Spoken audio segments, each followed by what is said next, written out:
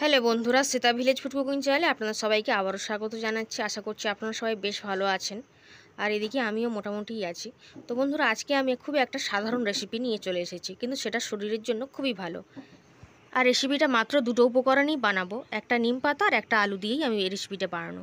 যেমন ধরুন, যারা নিম পাতা খেতে পছন্দ করে না, তাদের জন্য যদি এইভাবে নিম পাতা দিয়ে আলুটা দিয়ে সুন্দরভাবে একটা রেসিপি বানিয়ে দেওয়া হয়, তারা কিন্তু পরের বার থেকে এরকমভাবে রেসিপিটা বানিয়ে খেতে চাইবে। গরম ভাতের সঙ্গে খেতে কিন্তু বেশ ভালো লাগে। আর নিম পাতা শরীরের জন্য ভীষণ উপকারী হয়, সেটা যে কোনো সময়ই হোক না কেন। চলুন তাহলে রেসিপিটা বানিয়ে ফেলি। তো রেসিপিটা বানানোর জন্য আমি এরকম দুটো মিডিয়াম সাইজের আলুকে ছোট ছোট টুকরো করে কিন্তু কেটে নিয়েছিলাম, আর ধুয়ে নিয়েছি খুব ভালো করে। এখন কড়াইতে তেল দিয়ে দিয়েছি, আর পেঁয়াজ ছাড়াই বানাবো। আপনারা চাইলে একটু পেঁয়াজ কুচি দিয়ে নিতে পারেন। এখানে আমি কিছু নিম পাতাকে আগে থেকে ধুয়ে রেখেছিলাম, তবে এটা শুকনো নিম পাতা, আমাদের কাছে একটু আগে থেকে রাখা থাকে, তো সেই নিম পাতাটাকে আমি দিয়ে দিয়েছি। একটু ভাজা করে নিলাম, তারপরে কিন্তু আলুগুলোকে দিয়ে নিলাম। আপনারা কিন্তু কাঁচা নিম পাতা দিয়েও বানাতে পারবেন, তবে বন্ধুরা কাঁচা নিম পাতা দিলে কিন্তু একটু বেশি তেতো হয়ে যেতে পারে।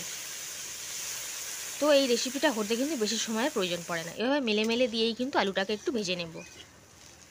এখন দেখুন 5 মিনিট পর আলুটা অনেকটাই ভাজা হয়ে গেছিলো। আমি এই সময় লবণ দিয়ে দিচ্ছি।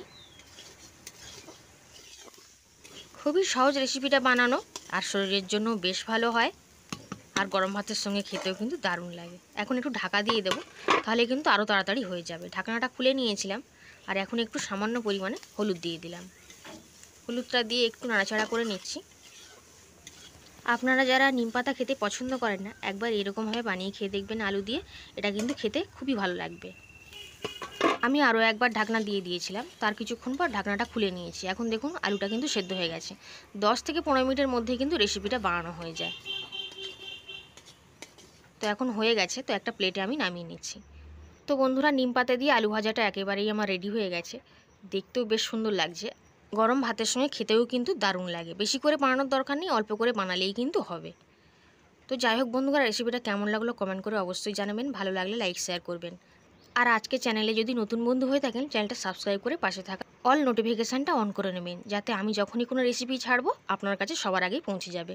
আজ তাহলে এই পর্যন্তই, আবার হাজির হয়ে যাব অন্য কোনো রেসিপিতে। আর আজকের রেসিপিটা কেমন লাগলো কমেন্ট করে অবশ্যই জানাবেন। আজ তাহলে এই পর্যন্তই, ততক্ষণ আপনারা সবাই খুবই ভালো থাকবেন এবং সুস্থ থাকবেন। আজ তাহলে আসলাম।